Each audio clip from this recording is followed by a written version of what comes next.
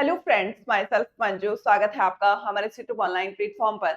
और आज हम बहुत ही इंपॉर्टेंट डिस्कशन करने वाले हैं कि क्यों सीएसएनएट एग्जामिनेशन में केवल और केवल 1% स्टूडेंट्स ही फर्स्ट अटेम्प्ट में सीएसएनएट एग्जामिनेशन को जेआरएफ के साथ क्लियर कर पाते हैं। बाकी जो 99% स्टूडेंट्स है फर्स्ट अटेम्प्ट में जेआरएफ के साथ सीएसएनएट एग्जामिनेशन को क्वालिफाई नहीं कर पाते हैं। इसका जो मेन रीजन है वो क्या है, इसका आज हम डिस्कस करने वाले हैं। देखिए, हर साल में 2 बार सीएसएनएट एग्जाम कंडक्ट होता है। आप सभी स्टूडेंट्स को पता है, कुछ स्टूडेंट्स का फर्स्ट प्रेफरेंस सीएसएनएट एग्जामिनेशन होती है, तो कुछ स्टूडेंट्स अदर एग्जामिनेशन की प्रिपरेशन करते हैं और साथ के साथ सीएसएनएट एग्जामिनेशन को यहाँ पर एग्जाम वो देते हैं और उसमें फर्स्ट अटेम्प्ट में जेआरएफ क्लियर नहीं हो पाता है। तो कुछ रीजंस हैं जिसका आज हम डिस्कस करेंगे और इन रीजंस को आपको समझना है और इन कमियों को आपको अपनी नहीं दोहराना है, ताकि आपका सीएसएनएट एग्जामिनेशन में फर्स्ट अटेम्प्ट में ही जेआरएफ क्लियर हो पाए। तो देखिए, सबसे इंपॉर्टेंट है यहाँ पर, जब आप सीएसएनएट एग्जामिनेशन की, चाहे आप सीएसएनएट एग्जामिनेशन की प्रिपरेशन कर रहे हैं या फिर अदर एग्जामिनेशन की प्रिपरेशन कर रहे हैं, सबसे इंपॉर्टेंट होता है एग्जाम का सिलेबस। यानी कि आपको सबसे पहले किस पर फोकस करना है? सिलेबस पर। सबसे इंपॉर्टेंट है आपको एग्जाम में जिस भी एग्जामिनेशन की आप प्रिपरेशन कर रहे हैं, चाहे वो सीएसएनएट एग्जाम हो, चाहे वो गेट एग्जाम हो, चाहे वो अदर कॉम्पिटिटिव एग्जाम हो, आपको सबसे पहले उस एग्जाम का सिलेबस समझना होगा। और सिलेबस में आपको एग्जाम में क्वेश्चंस का जो लेवल है वो भी समझना होगा कि कौन से टॉपिक से क्वेश्चंस का जो लेवल है वो क्या रहता है, और आपको यहाँ पर जो टॉपिक्स पढ़ने हैं वो कहाँ तक पढ़ने हैं। दैट मीन्स, अगर केमिकल काइनेटिक्स है तो केमिकल काइनेटिक्स को आपको इसमें कौन कौन से टॉपिक्स आपको कवर करना है, इसके साथ ही कौन से टॉपिक्स को छोड़ना है, क्योंकि सिलेबस में आपके एक एक पॉइंट मेंशन है और सिलेबस से बाहर आपका कोई सा भी क्वेश्चंस नहीं जाता है। तो आपको सबसे पहले एग्जाम के सिलेबस को समझना है। और सबसे बड़ी जो गलती स्टूडेंट करता है वो यही करता है कि बिना सिलेबस को जाने वो इस एग्जामिनेशन की प्रिपरेशन स्टार्ट कर देता है। तो सबसे इंपॉर्टेंट है सिलेबस। फिर है आपको अपने एग्जाम के पैटर्न को समझना होगा और वेटेज को समझना होगा कि कौन से यूनिट का जो वेटेज है वो ज्यादा है, कौन से यूनिट का वेटेज कम है।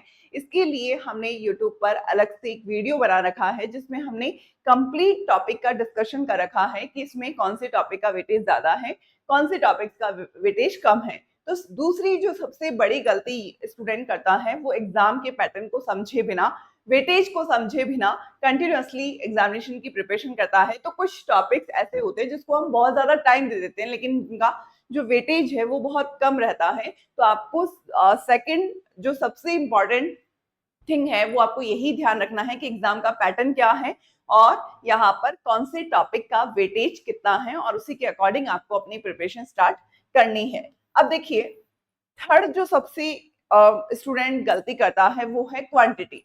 यानी कि आपने चाहे फर्स्ट अटेम्प्ट में सीएसएनएट एग्जामिनेशन की प्रिपरेशन स्टार्ट करी है, तो स्टूडेंट ये सोचता है कि हमें सारी टॉपिक्स को पढ़ने हैं, अपना 100% सिलेबस कवर करना है, लेकिन इसमें वो क्वालिटी का ध्यान नहीं रखता। दैट मीन्स, यहाँ पर अगर आप कोई टॉपिक पढ़ते हैं, चाहे वो इलेक्ट्रोकेमिस्ट्री है, थर्मोडायनामिक्स है, तो वहां पर आपको उसे क्वालिटीली प्रिपेयर करना है। इलेक्ट्रोकेमिस्ट्री अगर आपने पढ़ा है तो इलेक्ट्रोकेमिस्ट्री को आपको बहुत अच्छे से प्रिपेयर करना है कि उस टॉपिक से रिलेवेंट अगर कोई सा भी क्वेश्चन आपके एग्जाम में आता है तो वो आपका नेगेटिव नहीं होना चाहिए। आपको क्वांटिटी से ज्यादा क्वालिटी पे फोकस करना है। जो भी टॉपिक आप प्रिपेयर करते हैं, चाहे आपका 90% सिलेबस कवर हुआ है, 10% सिलेबस कवर नहीं भी हुआ है, लेकिन ये जो 90% सिलेबस आपने कवर किया है, इसमें आपको एक एक टॉपिक पता होना चाहिए और इससे रिलेवेंट सारे क्वेश्चंस आपको सॉल्व करने हैं, ताकि उस टॉपिक से रिलेवेंट कोई सा भी क्वेश्चन आपके एग्जाम में अगर आता है तो वो नेगेटिव आपका नहीं होना चाहिए। तो थर्ड इंपॉर्टेंट जो गलती यहाँ पर जनरली स्टूडेंट्स करते हैं वो क्वांटिटी पे फोकस करते हैं, ना कि क्वालिटी पर। तो आपको क्वालिटी पर और क्वांटिटी दोनों पर फोकस करना है और एटलीस्ट आपका टारगेट यही होना चाहिए कि आपका 90% सिलेबस कवर हो जाना चाहिए। फिर जो हम बात करें,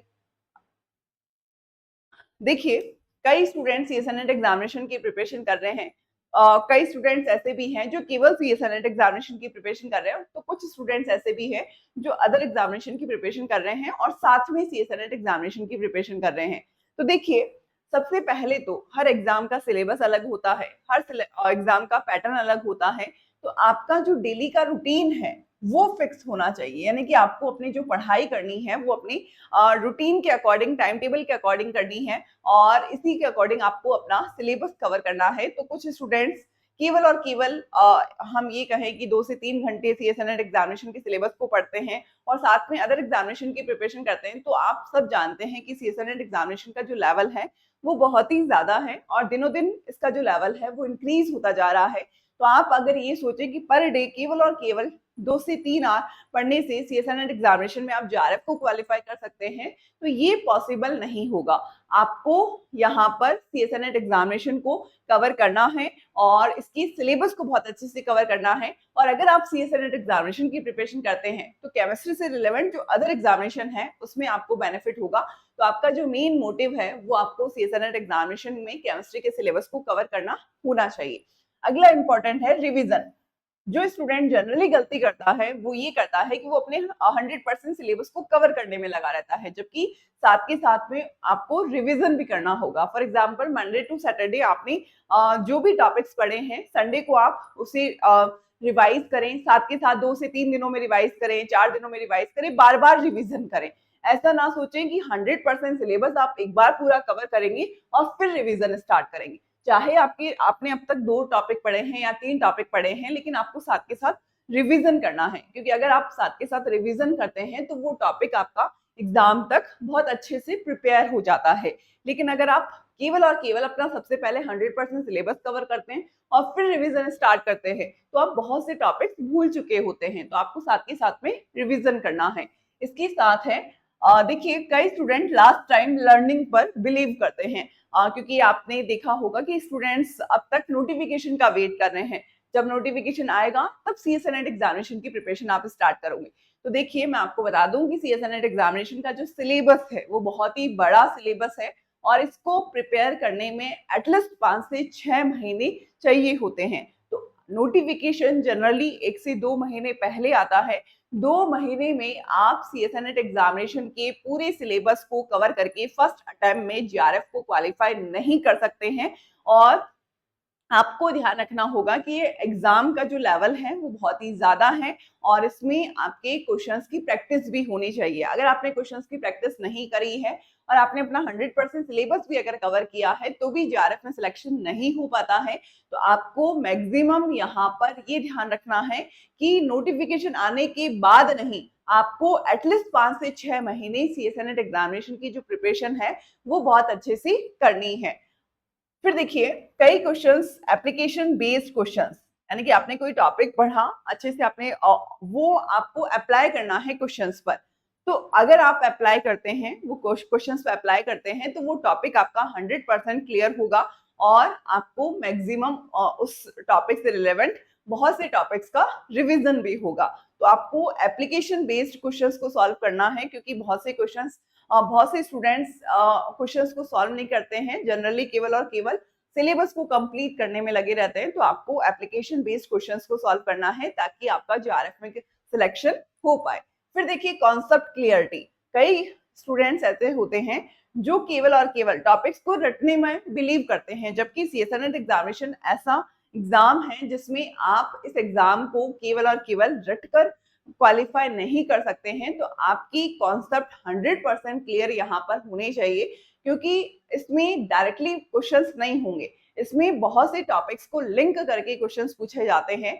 तो वो क्वेश्चंस स्टूडेंट तभी सॉल्व कर पाता है जब उसके कॉन्सेप्ट क्लियर होते हैं। तो आपको अपना कॉन्सेप्ट स्ट्रॉन्ग बनाना है, आपको अपना बेसिक स्ट्रॉन्ग बनाना है, आपको टॉपिक्स को लिंक करना आना चाहिए। तो ये स्टूडेंट जनरली गलती करता है कि बहुत से टॉपिक्स को वो रटने की कोशिश करता है। तो ये गलती आपको यहाँ पर नहीं करनी है और आपको अपने कॉन्सेप्ट क्लियरिटी पर ध्यान रखना है। इसके अलावा आपको मॉक टेस्ट, बहुत सी मॉक टेस्ट अवेलेबल है बहुत से चैनल्स पर। हमारे चैनल पर भी जेआरएफ अड्डा ऐप आपको डाउनलोड करना होगा, वहां पर फ्री मॉक टेस्ट अवेलेबल है। आप मैक्सिमम टेस्ट देकर देखें कि आपके कौन से टॉपिक से नेगेटिव हो रहे हैं। तो स्टूडेंट्स क्या करते हैं कि सिलेबस तो उन्होंने कवर कर लिया लेकिन टेस्ट नहीं देते। जब तक आप टेस्ट नहीं देंगे आपको ये पता नहीं लग पाएगा कि आपका कौन सा टॉपिक अभी स्ट्रांग है, कौन सा टॉपिक वीक है, कौन से टॉपिक से ज्यादा नेगेटिव हो रहे हैं, किस टॉपिक पर ज्यादा ध्यान देने की जरूरत है।